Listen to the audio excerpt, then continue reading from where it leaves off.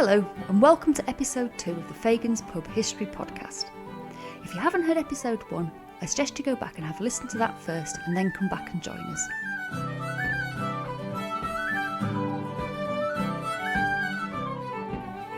This is a collection of stories about Fagan's Public House, formerly the Barrel Inn on Broad Lane in Sheffield, told by some of the people who've been part of the pub over the past 40 years.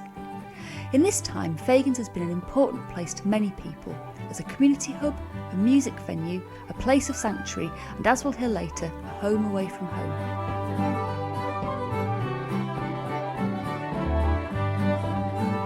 As we said in the previous episode, this podcast has been recorded at a time when one important chapter of the pub's story is ending, with the retirement of long-standing landlords Tom and Barbara Balding, and another is beginning as the pub has reopened in March 2023 under new management. In the last episode, we talked about the early history of Fagan's starting back in the 18th century, a time when the streets around Broad Lane were packed with back-to-back houses, noisy industry and lots of small pubs. We also talked about how Tom and Barbara took over the licence in 1985 and at the same time took on the musical heritage that's been part of the pub for over 100 years. In this episode, we'll look in more detail at how they embraced that musical legacy and actively supported and built up the sessions and the musical community that the pub is now internationally famous for. We'll talk about some of the musicians that were involved in the music sessions through the 1980s and early 1990s, including Patrick Walker and the late Hugh Waller. We'll also look at how changes to the area around Broad Lane affected the pub and some of the early challenges that Tom and Barbara faced. Until the early 20th century, the Barrel Inn, as it was then, served the communities who lived in the nearby streets. However, by the 1980s, most of that housing had gone, with the exception of the purpose-built social housing on Townhead Street and Hawley Street. The flats there were built for the local working-class community, including many Irish immigrants, by a community organisation known as the Croft Settlement. The earlier back-to-back housing around Broad Lane was demolished from the 1930s onwards in targeted slum clearances. On the 1935 Ordnance Survey map, the pub is shown standing on its own, a solitary reminder of an earlier Sheffield. After the housing had gone, the area became mainly industry and offices, with a few pubs scattered in between. In the early years after Tom and Barbara took over, Fagan's got a lot of trade from the nearby businesses. One of the big works close by was Footprint Tools on the corner of Hollis Croft. Tom told me that on a Friday lunchtime, Tetleys and sandwiches would be lined up on the bar and the Footprint workers would sprint up the hill to get to the pub as soon as it opened, so they could get a couple of quick pints and a sandwich before running back down the hill to clock on for the afternoon. And there's a lovely video of Tom telling this and other stories on YouTube at Fagan's Stories Sheffield. By the 1980s, Broad Lane had also become part of the red light district. Musicians told me various stories about being solicited on their way to and from the pub. One friend was even accosted while he was carrying his double bass down the road. Despite these challenges, Tom and Barbara moved in with their young family in 1985 and immediately set about creating a safe and welcoming environment. I spoke to a couple of people who worked for them behind the bar and they told me more about how this was done. My name is Michael Walsh and my connection to Fagan's is one, I worked there when I was a student in the late 80s, early 90s. I played there. I even worked in the kitchen for a bit as well. It's probably one of the reasons why I stayed in Sheffield, and then one of the reasons why I sort of yearned to go back to Sheffield. And even though my life's changed since I went back to Sheffield, so I've got kids and I don't go out very late, there's just still a sense of connection to that place and the community that Tom and Barbara developed. So I'd start going down there playing, and then I wanted a little job, so I got a part-time job working there behind the bar. I was perhaps not the greatest barman ever in the world. But when it was quiet, he'd send me out and I'd just go and play some tunes, you know. And how long did you work there? Try to think, 2 years, 3 years. Just feels like a lot longer. And then when Liam used to chef in the kitchen, he left, so I went and did a bit of that for a while. They did a lot of managing because in the earlier days when I worked there in the 80s, it was a red light district around there. So they had a tough old time. There was no messing. Barbara could spot someone coming in from 10 miles away, and I was like, "Hello, would you like a sherry?" La, la, la, la. And she got out. I go, "What? Prostitute." She just But it was amazing how they transformed that pub in the area it was, because it wasn't a pretty area at the time. It's all students and everything else like that. I never felt unsafe around there. But yeah, it was like this little bubble. I'm Stephen Gilmer. I've worked behind the bar for 4 years while I was at uni. So starting in 1998. It was a really good pub to work in. You always knew that you had Tom and Barbara's backing if anybody was not happy with how you were serving or anything like that. A real mix of customers. And any time there was anybody in that wasn't the nicest, that was always dealt with pretty quickly, but always very politely. So it was never an issue. Mm. Tom used to have a really good line, which was, Fagan's was somewhere that you were treated like a gentleman until you proved otherwise. There were certainly a few times when he would mention to somebody that they weren't quite cutting that standard, but that was normally that, and they'd finish off the drink and head on. As we touched on in the last episode, in the early years, before all the current student flats were built, Fagan's was off the beaten track. That meant that you had to make an effort to find it, although some people did stumble upon it by chance and were amazed by what they found. It's probably worth mentioning here, for anybody that doesn't know it, Fagan's is a small, traditional pub and doesn't look like much from the outside. It now has a gorgeous mural on the gable wall by artist Pete McKee, who we talked to in the last episode, which was painted in 2013. But before then, and certainly in the 1980s and 1990s, it was just a slightly tatty-looking building in the middle of a slightly run-down industrial area. I remember the first time I went, it took me a couple of attempts to find it. I was based at the University Archaeology Department on West Street as a student, and I spent a couple of lunchtimes wandering the back streets between West Street and Broad Lane looking for the pub, having heard about the sessions from one of my colleagues. But when I did eventually find it, I nervously stuck my head around the door, wondering if I was in the right place, and asked about music sessions. Barbara told me to come back any night apart from Thursday, which was quiz night, which I did a few weeks later. With this in mind, I asked other people about their first visits to Fagan's, how they found their way to the pub and what kept them coming back. One of the musicians who found their way to Fagan's in the mid-1980s and is still an important part of the Fagan's community, having run sessions in the back room now for many years, is Belfast-born singer and instrumentalist Brian Gilmer. It's a little embarrassing to realise that I first went in 1984. It's been a constant, really. It's the same as it was the first time I walked in. Do you remember the first time you walked in? Yes, very much. It was interesting listening to the Sheffield Live programme the other day, because Richard Hawley was commenting on his first experience. Mine was quite similar. I'd met Morris and Darryl in another bar in Sheffield, and I'd been invited to play the guitar, and they offered or invited me to come to Fagan's. So they just gave me rough directions. They said, turn left off West Street and it's on the corner. So a few weeks later I set off in search of this pub. I found a lot of prostitutes on corners, but I was struggling to find a pub.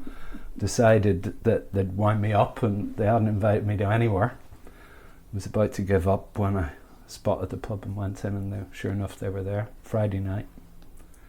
So I played the very first time I went into the pub, which was really nerve-wracking, because Morris called everybody to attention, commanded silence before I started, which is not something you see in there very often. I can remember what Morris and Darryl's sessions were like, and they were quite eclectic. There was a lot of traditional Irish songs, but one of their sort of party pieces was doing dueling banjos. I remember. On banjos? One banjo, one guitar, as it should be done. As Brian mentioned, Sheffield musician Richard Hawley talked about the Sunday afternoon Fagan sessions in an interview with James Fagan for the wonderful Thank Goodness It's Folk tribute to Tom and Barbara, first broadcast on the 3rd of February 2023. This is an edited clip from the full interview which they've kindly let us use. If you want to hear the full thing, you can do so online at Thank Goodness It's Folk on Sheffield Live. Richard was living in the houses that we mentioned on Hawley Street at the time and ventured into the pub after walking past and hearing the music on a Sunday. And on Sunday afternoons, this is how long ago it is when pubs used to close, and then reopen later. The Sunday afternoon sessions in there were mental, James. People, for that tiny back room, people would be queuing round the block. I kid you not, honestly. And to get like a slot where you play a song was like the holy grail, you know. and I'd had the fortune to meet a wonderful old musician that used to run the sessions, you know, called Maurice Malone. And Maurice, I met him at the Dog and Partridge, Anne Flynn's place, and just playing on a Tuesday night, I think. And he wanted to go for a cigarette and to the loo and the bar or whatever. And he saw me in the corner. Yeah. And he just said to me, he says, "Can you play some?" And so that was a terrible Irish accent. But and I'd say, "Well, a little, you know." And he'd just go, "Well, here's your chance." So he let me play. Yeah. And I played a number, and he was stood at the bar with Frank Flynn, who used to run the Dog and Partridge, Anne Flynn's husband. Yeah. And he just leaned his head round the corner, and it was packed, the pub, you know. This is the Dog and Partridge. Yeah. And he said, "You can play another." So Maurice had finished his pint. So normally most people who played a song, they wouldn't even get 2 sips, and he'd be straight back on the guitar running the session. But I got 2 songs, and then there was one Sunday I went into Fagan's, and I didn't have any money, you know. I was broke. I got enough for a half a Guinness. Yeah. And I went in with my guitar and just sort of stood there. And bearing in mind, there's loads of like chancers and wannabes with the guitars wanting to be a folk singer or whatever. Yeah. And I certainly was not a folk singer. And Maurice clocked me, and he called me into the room, and I sat. I remember it was the first time I met Pat Walker, who's a brilliant fiddle player, absolute and guitarist, and a dear friend as well. A dynamo.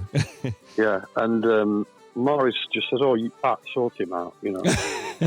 and Pat just said, "Well, remember just being as nervous as I was many years later, waiting at the side of the stage to go on to headline Glastonbury. You know, honestly, James, I was bricking it. This is your big moment, man. You know." And Pat said, "What?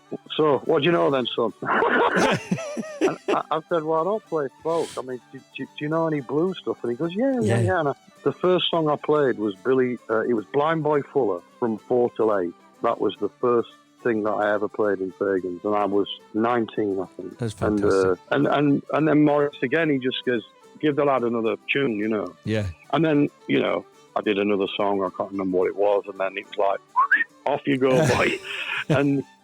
But the beautiful thing that started my friendship with Tom was that he heard me play, and I drained my glass half a pint. I thought, I've got to go. I want to hang around for the music, but, you know, you've got to pay your way in a pub. And Tom just, without saying anything, he said, "I really like that," and plonked half a pint on the bar. So I could nurse that and stay another hour and listen to the music. And then from then on, I mean, I remember honestly just millions of memories, and a lot of it really funny stuff, really, really funny, because Tom always kept and Barbara, you know, the both of them, such a great partnership, you know. Completely. And you know, I guess to round it up, because I could sit and talk about Fagan's forever, but I guess I could listen to it. The only regret is that we're not sat there right now with our elbow on that same bar, but we'll have to do that somewhere else, or there in the future. As well as supporting the sessions, Tom is also a great singer himself and has a genuine love of traditional music, which inevitably fed into the pub and made a big difference to how musicians connected to it. I went into Fagan's when I came to Sheffield Poly, and so we went on an Irish Society pub crawl. A lot of pubs I went in, they were doing the sort of the country and Irish thing, all that kind of stuff. It's all fine, it's part of my heritage and growing up in an Irish community. But I remember going into Fagan's, the thing that stuck at me was there wasn't anyone playing at that point at the time we went in, but he was playing Bothy Band. And I just went, "Oh my God, there's a pub playing Bothy Band," right? I just thought, I'm going to come back here. And then that was it then. I went down and I just started playing there, and I loved it, and I just felt really, really at home. I also liked the fact that it wasn't just tune, so that was a really nice experience for me, starting to play along with singers, and I learnt a lot in terms of accompanying musicians and singers in particular. I learnt a lot about harmonising, improvising, so it was a really, really good learning curve for me. So I was just hooked. I also, of course, fell in love with Tom. He's gorgeous, you know, and I was just thought, this man came and sang. I was just like, oh my God, he's amazing. So let's just go back a step. We're talking about sessions, but I'm aware that perhaps not everybody will know what a folk music session is, or more importantly, how the sessions at Fagans are run. Generally, a session is a group of musicians playing together in an impromptu way, but usually based around a roughly shared knowledge of traditional, or at least acoustic, tunes and songs. In Fagans, there's usually a session lead who's responsible for hosting the session, encouraging other people to play, and for playing music if nobody else turns up. They usually sit at the top of the tables in the middle of the back room, in front of the fireplace and the darts board. I spoke to Mike Fleming, a Fagans regular and bass player with the Dizzy Club, one of the many bands who've met in Fagans over the years. Others have included the Rain Saints, Skyhook, Johnny and the Prison Didn't Help Boys, and even Sheffield's premier half-man, half-biscuit covers band, Half Mandolin, Half Biscuit. Mike has written his memories of his early days in the pub, including meeting the band and his first experience of a Fagans session, which he kindly read for the podcast. My name is Mike Fleming, and I enjoy writing pieces. I just think of myself as an amateur scribbler. This one about Fagans, I've called it The Pub at the End of Time, because that's my nickname for the place. There's something timeless about Fagans, and it's about my first encounter with Fagans way back in the 90s. How do you entirely capture a mood in words? The spirit of a time and place that fills you so entirely for a few hours in the perfect little back room of the most perfect pub in the country. The home and birthplace of our astonishing band 15 years ago, when a guy in a Mac stalked in and was met by instant expectations. "John, hi, come and give us a song." And he picked up the first available acoustic guitar, turned it upside down to accommodate his strange left-handed style, and vamped Lady is a Tramp, joined instantly by Patrick on jazz fiddle. I had never clapped eyes on this guy before, but joining in with them had the ease of stepping into a pair of well-worn slippers. We probably, all of us, realised on the instant that 3 jigsaw pieces had just dropped into place. And now, 15 years of highs and lows later, we're sitting in the same positions in the famous back room of Fagans where we first met. Maybe the same old chairs, with its hard, resonant floor made of some not easily identifiable screed, yet which is the room's acoustic secret weapon, giving every note and nuance back to its player with an immediacy I swear you would find nowhere else. Let's go back now.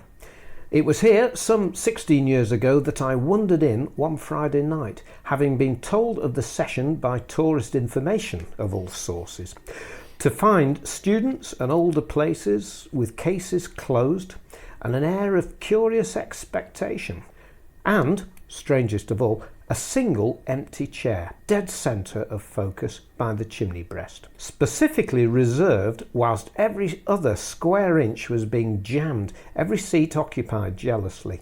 I shuffled into a corner out of the way to watch, drawn into the sense of occasion, with not a clue who might be the cause célèbre we were waiting for. At 5 to 9, amongst many greetings, a muscular, long-haired youth in jeans and a vest swung in with a fiddle case under his arm and pint in hand, settling himself into the chair, chatting amiably for 10 minutes before bringing the fiddle up to his chin. The opening phrase of the jig he struck up explained in one moment the ceremony that had awaited him. A stream of earthy Irish melody lifted itself to fill every corner of the room, arousing other players as if a charm had just been broken. They took up the melody on the repeat of the A section, and the night's orchestra was born in a few seconds. I decided to relinquish my last chance of getting home that first night with the departure of the last train back at 10:35. The evening was so far too rare to fritter away with just an early leaving. So I walked the streets for some hours that night after closing time, eventually taking my rest where I could. 15 years later, life has gone on, and the magic of those memories, whilst it's still vivid in my mind's eye, cannot be exactly reincarnated in a flash, merely with the same old friends present, even in the world's most perfect pub. But at least echoes of our lives together still bounce off the same floors and walls as we play our earliest material. Paper Moon, Lady is a Tramp, Sweet Thing, some jazz classics. We'll come back to the idea of the pub at the end of time, or the rotten tooth in the face of modernity, as Richard Hawley affectionately calls it, in the next episode. I spoke to Mike about his story, and he really was directed to the pub by tourist information, and he really did miss his last train home and spent a few hours walking the back streets of Sheffield, which, as we've established, could be a bit rough at that time, until his first train back in the morning, just because the session was so good. His story has a lot of resonance for me because there's been plenty of times when I've missed the last tram and ended up walking home because the session was in full swing and I just couldn't bear to leave before the end. Getting musicians to pack up and leave in a timely manner has always been a running joke in Fagans, something that we'll also come back to in the next episode. But for now, let's talk a bit more about Patrick Walker. Along with Gina LaFoe and other brilliant musicians like Mick Rafferty and Maurice Malone, Pat started hosting sessions at Fagans in the mid-1980s, in the early years of Tom and Barbara running the pub. Tom told me that he first met Pat at the Dog and Partridge when he was a teenager and playing in sessions with his dad. He had quite a different dress sense to some of the older musicians and was full of flamboyance and raw talent. Here's musician Kieran Boyle, who we heard from in the last episode. He used to dress in a very outlandish way, you know, a bit like, was he influenced by Mark Bolan or something like that? T-Rex and that. These old fellas had never seen anything like Pat Walker in them days, this fashion sense and even a bit of makeup, and these old fellas like my dad, God, what's this? Who's this young fella, you know? And he was a fantastic player and singer, but yeah, and he was just a sort of force of nature, really, and he's just become a great friend of mine, so. I think he still is a force of nature. He is, and I'd never met anybody quite like Patrick, and I had so many funny nights with Patrick, and wonderful times. Yeah, I can think of a few. But we can't repeat them, There are lots of Fagan stories involving Pat. I was hoping to chat to him for the podcast and ask him to share a few himself, but he's currently living abroad and I haven't been able to speak to him yet. But maybe that's something we can do in the future. Over the years, Pat has been responsible for bringing many people into Fagans, although some of them not quite in the way you'd expect. I spoke to Chris Coates, singer, pianist, guitar player and all-round great musician who's run the Monday night sessions at Fagans since the 1990s and who credits Pat with introducing him to the pub. My name is Chris Coates and I am one of the plethora of musicians who host the music sessions in Fagans. And how long have you been hosting sessions in How long have I been hosting sessions in Fagans? It'll be coming up to 30 years. I think 96, so not, 27 years. Even though I've always lived in Sheffield, I don't think I'd found the pub until I was about 30. And what encouraged you to go in the first place? Well, what actually got me in there in the first place was basically a bit of a fallout with the legendary Patrick Walker, who I was playing in a band with and who was not turning up for rehearsals sometimes, and even on one occasion not turning up for a gig. And this had irked me somewhat. I just said to one of the other guys in the band, how do I get in touch with him? I want to, it's not on this.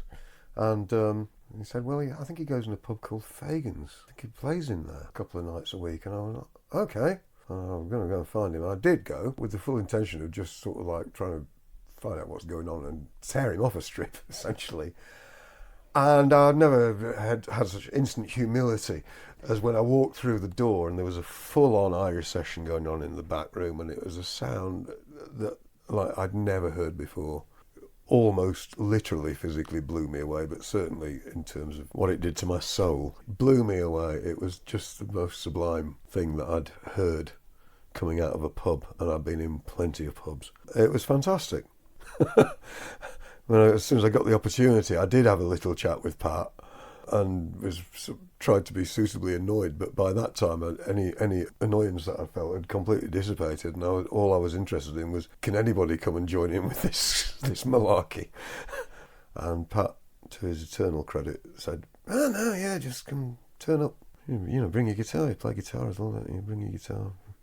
And from then on, I'd go down with Pat mainly on Saturday nights. I had 2 young kids, so I wasn't getting out much. And it was a very transformative moment for me. I'd never heard music like that in that context. Another musician and long-term Fagans resident, Trevor Thomas, told me about his first time in Fagans in the mid-1980s and the impression that Pat and Gina made on him. Gina herself also told me about that period and what those sessions were like. They sound like a lot of fun. I know Tom and Barbara took it in 1985 and I arrived in Sheffield in 1985. to go to the Polytechnic, but I don't think I would have arrived in October, and I don't think I found it straight away. So I think it would have been 86 probably by the time I ventured in, and I just thought it was an extraordinary place. I mean, not necessarily as a pub. There were lots of traditional pubs around at that time, but the music was just extraordinary. And I'd started playing guitar when I was about 17. So by the time I was 19, I wasn't particularly good at playing the guitar. And when I saw people playing guitars and fiddles and mandolins and banjos and squeeze boxes and flutes, all really fast and really brilliantly, and you were sat a few feet away from them, it just felt incredible. And I remember it being pretty busy, certainly in the back room, being really busy, mostly with people who played, but there was also people who were just there to listen and marvel at the brilliance, And who was running the sessions then? Do you remember? Well, the one I went to, I think, was Pat Walker, who was playing with Gina LaFaux, and I can't remember who else was in. There was people playing bazookas. Might have been Tom Smith, Nick Farrelly, quite possibly. Pat and Gina, who made a massive impression because they were both extraordinarily brilliant. Gina would be playing the fiddle, and Pat would be playing the guitar. And then at some point, Pat picked up a fiddle as well. And Gina started playing the guitar, and oh, blimey, everyone's multi-skilled. I've got some photographs of the time when me and Pat used to play in the big room as well, because when it was a while before we went into the back room to play. Pat had an old Fender guitar. It's got a great big hole in the front where he wore through it. Not just through the table, which is ply, he went through the strut as well. And we used to be playing in Fagan's, and one night we kept looking at the guitar because we were seriously mad. I can't stress how nuts we used to be in them days. That was before either of us had any responsibilities, so we were nuts. Just get his guitar and go, no, it's not got through yet, And one night he was playing, and it was like in the light you could see dust, faint dust, and Patrick's playing, and I realised that he'd gone through the front of the guitar. I said, Patrick, you've gone through it, and we stopped and celebrated. I don't know if anybody was in the pub listening to the music, And we used to also do mad things like we both played guitar and we both played fiddle, so we could both play the set either way around it, So why came with this idea? Pa was playing this reel, the contradiction reel, and Patrick's playing the guitar, and we got to this point where I stopped playing after once through and started lilting it and took the guitar. Patrick started lilting it. We swapped round, and when we came to the right moment, we all came in again, and Fagan's was like, they didn't understand. Everyone was like kind of sitting there blank for a minute, and then they all started having a laugh and cheering and stuff.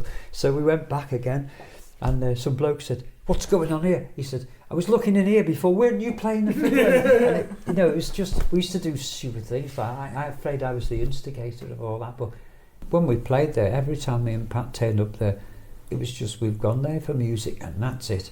We were young and mad, and when we played, used to get tables that fall over of their own accord from the vibrations of feet stamping, pints. Forever you'd see pints go into the edge, and you'd go, and you were playing a really well. I'm not stopping it. Bash on the floor, and the place was awash with beer sometimes.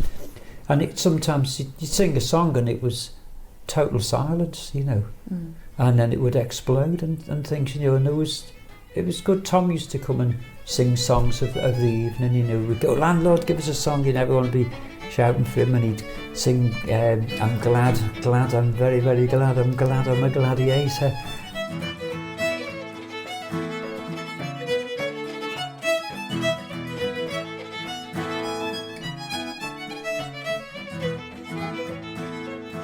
When Gina says lilting, she means singing the tune, which is another part of traditional music and was originally a way of musicians sharing tunes without instruments. It's not something that everybody can do, and it's not something you hear all that often in sessions. The first person I ever heard lilting was Kieran Boyle, who does it beautifully.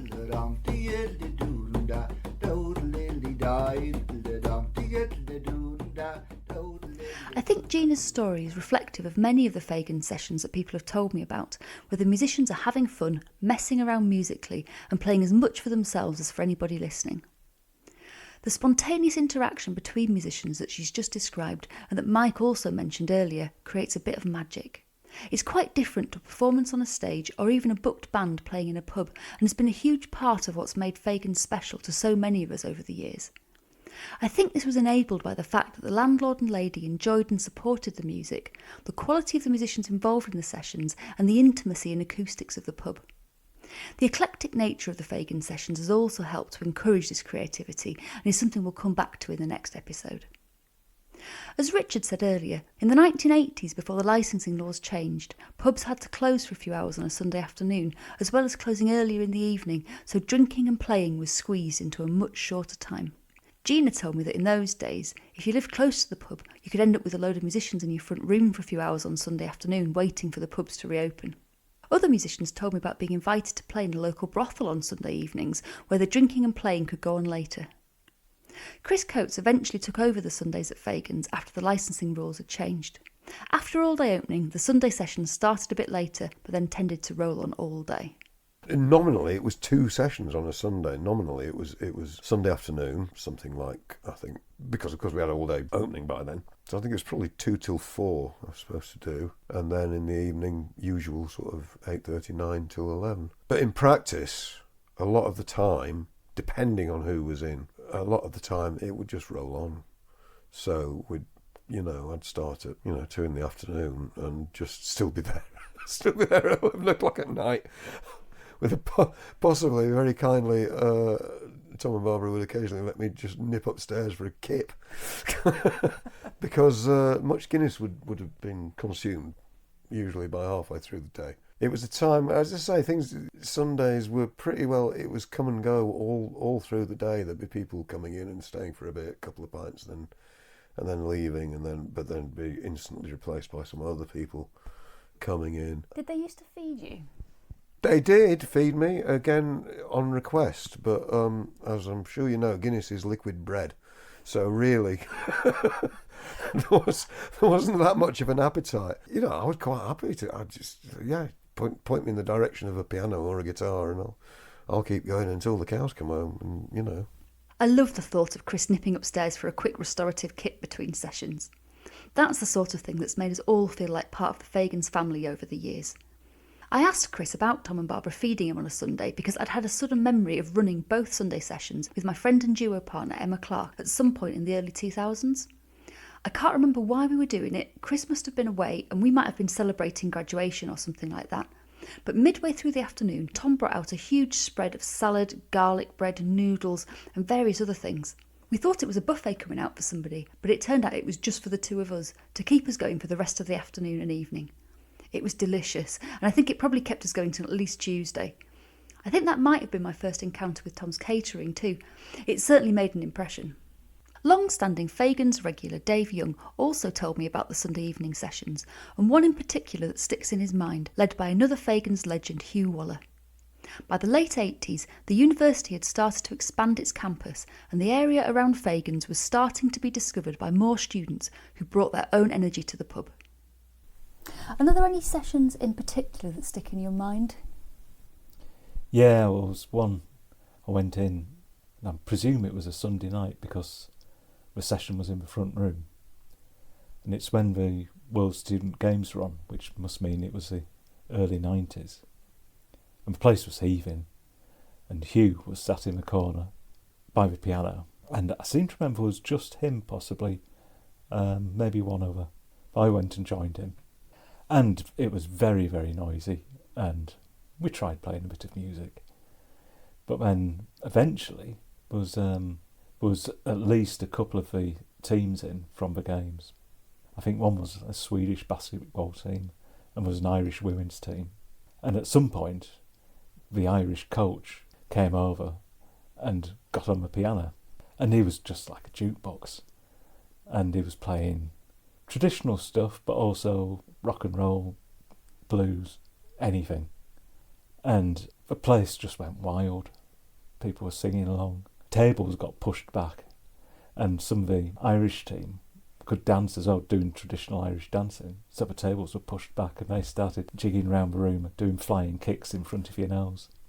And the place was just, I can't describe it. It was just jumping.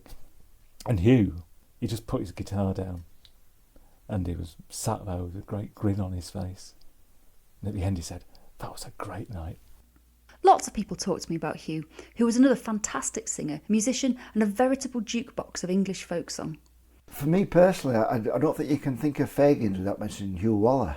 He did the Saturday night sessions in Fagans for years, and he was such a great performer and singer, probably the best English singer I heard, and guitarist, and a lovely gentleman and very encouraging. And I don't think you could... He became part of the actual place for me, was Hugh. And he was another one who was so dedicated to Fagans, you know, and you can't mention Fagans without thinking of Hugh personally, you know, and sadly missed. Great fella. Sadly, Hugh passed away after a short illness in 2014. Although he was very particular and serious about his songs and his playing, his sessions also had a bit of rock and roll about them as well. His partner, Sue Taylor, who has herself been coming to the sessions at Fagans since the 1980s, back to when it was the Barrel, and was a regular at Hugh's Saturday night sessions, told me about the atmosphere and what it was like to be part of. The atmosphere was always good from the start. Obviously there's some sessions, you get some people in who were just sort of definitely hadn't gone to enjoy the music or whatever, and that's fair enough, it's a pub. But most people, they got drawn into it. And then about 2/3 of the way through the evening it changed to rock and roll. And it changed to Rolling Stones and all sorts of things. And people were just amazed that this guy who'd been singing these songs about horses and damsels and things was then doing all this Rolling Stones stuff and doing, it had to be right. It had to be exactly as Keith Richards had played it. So I think it was the variety, and people loved it and said, "Oh, I can't believe that." Back to Paul Toner, who said, "Jagger just can't do Honky Tonk Woman as well as Hugh." So, that was the sort of thing. So I heard today at the reception, glass of wine in the hand. I knew she was going to meet their connection, and on her feet was a footloose man. You can't always get what you want.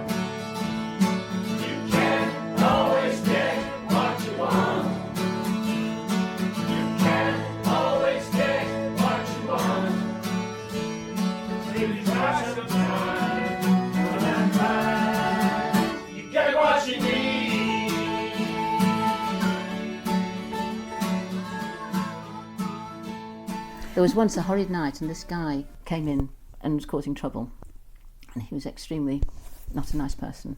I don't know who he was, I wouldn't know him again if I saw him, but he came in and caused a bother, so he was asked to leave nicely, and so that the police would be called. Usual sort of thing. You don't get much of it, but you get an occasional one. And so he left, and about 4 or 5 minutes later, it was a Saturday night, a brick came through the beautiful stained glass window on the door, and this lad had thrown this at it. So everyone stood up, musicians, people in the back room and people in the other room, and this kid was off his head, you know, and he was threatening Barbara. So Simon was there, her son, and she took that badly. So got him outside on the pavement, this lad, and all the people who were in both rooms formed a circle around him. The police had been called, and the police, they came quite quickly and threw him in the back of a van and said, "Thank you very much, we've been looking for him for a long time." All the while that this was going on, and this absolute mayhem, he was in the back room, his session, and was still playing. So I said to him, "But you didn't go out and help? Everyone was standing round and helping." And I said, "It's not like you, why were you helping?" He said, "There were lots of people standing around and helping." He said, "And I hadn't finished my song." So he played all 25 verses of some folk song, which always are very similar stories, and carried on. No one else in there, and that was what had to be done. I mean, you know, dealing with criminals wasn't part of his sort of spec that evening.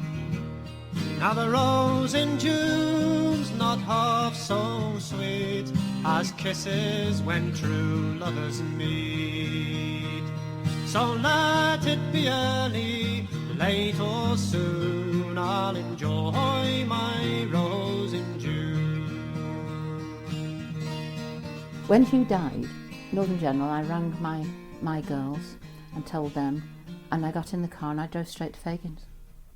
And I just walked in, and it was about 12 o'clock at lunchtime, and they just opened and just walked in and said that he'd died, and they were just beside themselves. With that, Simon was there, and I threw Hugh's phone at Simon and said, "It won't stop ringing. I don't understand it. It's an old Nokia. Make it stop." That's the place that I went to. That's the place where I felt enough at home to go and say, "This has happened. I need just to sit here. And yes, I will have a coffee, thank you." So that's the sort of place where people go, not just because it's a great night out. They go because they feel comfortable and happy enough and at home enough to go in a crisis. Lots of the people I spoke to told me how Fagan's was the place they felt they could go, whatever was happening in their life. Here's Stephen Gilmer again, talking with his brother Brian. It's been a home away from home as well, I think, for both of us. Yeah. I've been in there to celebrate graduating, and I've been in there to commiserate some of the worst things that have ever happened, and always been welcomed in by Tom, Barbara and whoever else is in the pub in exactly the same way. Some of those nights have been, the round system. Some of those nights have meant I've not spent a penny, because it's been people I've not seen for weeks or months, and they've all gone, "Oh, I owe you a pint," and that tends to get a little messy.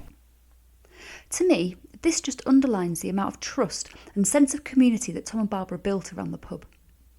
Another way that this manifested was that the musicians often left their instruments in huge piles in the back storeroom next to the kitchen in between sessions. I came a cropper with this on one embarrassing Saturday, which led to my first meeting with Hugh Waller. But despite my deep embarrassment, it's now a funny story that I think of when I think of Fagan's, and is part of my love for the pub. So we're going to leave you with a clip of me telling Kieran Boyle the story of how I managed to steal Hugh Waller's guitar, followed by a recording from the end of one of Hugh's Saturday night sessions. And that's all we've got time for in this episode. In the next and final episode, we'll talk about some of the international musicians who visited the pub and share some more stories from the Fagan's family, including how a pub is for life and not just for Paddy's Day. As we're recording this, in March 2023, Fagan's has just reopened and the sessions have started again, so hopefully we'll see you all for a pint and a session down there sometime soon. I think I told you my funny Fagan's story was one of them, was I stole, and I'd never met Hugh, so this was way back. I stole his guitar out of the kitchen. And so at that time, still now, first up, best dressed. So obviously there were lots of people left instruments in the back kitchen, and everybody had a Hiscox case for the guitar. Yes, there were. So I went in, and I'd left my guitar at some point in the week, and I was going to a party in Crooks. So I didn't have a car, so I thought, well, I'll take the guitar now, I'll drop it off at this party, and I don't have to carry it around with me later. So I turned up at the party, and Ali and Trev had been down to the pub Saturday night. This is about probably 11:15. And they said, "Your guitar's in the pub." I said, "It's not, it's here." "No, Hugh Waller's playing it." I thought, oh no. So I opened this case, and instead of my battered Norman guitar, is Hugh's beautiful, expensive, it was lovely. Guitar. I thought, oh no, and I'd never met him. I thought, so luckily my friend Emma had a car, so we jumped in the car and we hair-tailed it down to Fagan's. And I ran in probably just past 11, so end of the session. And there was Hugh playing my guitar, and I could not apologise enough. Was he panicking? He found it really funny. Oh, well, that's good. Yeah. And afterwards, I think he was really tickled with it. I think because it wasn't that I'd just taken his guitar, I'd left my guitar, so I don't think he thought I'd run off with it. There was an element of trust with the musicians there, because that was true of Fagan, that things were kept there, there were valuable instruments kept, and I used to pop in, I had to go in, I remember going in on a similar thing, was I think we were playing with Ian Tether maybe, and I had to go and pick up a guitar. So I said, "Tom, can you find me Ian's guitar?" There was guitars all over the place in that back place. I said, "Do you know which one Ian's is?" I haven't got a clue which one it is. And everybody trusted, and everything was safe there, and it was, the people's prized possessions, I was very funny. I'd never leave stuff in. I kept it in my hand, and I never left stuff in any pub. But people did, and it was a treasure trove of instruments, Yeah, and you could walk off with a really nice one. You could, yes.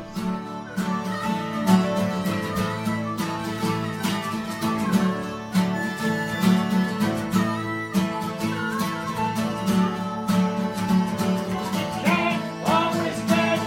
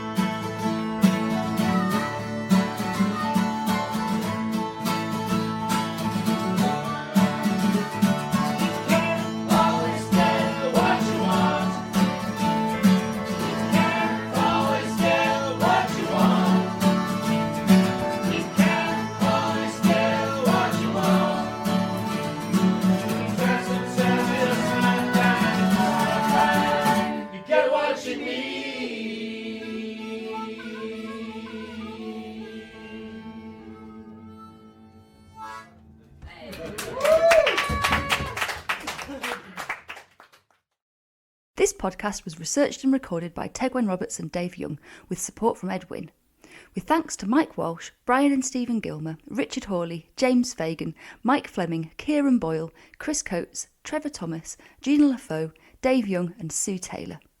The opening music is The Flowers of Edinburgh, recorded in Fagans in early 2023, with other music by the Patrick Walker Trio, Gina LaFoe, Trevor Thomas and Hugh Waller. It was produced by Steve Dunbobbin.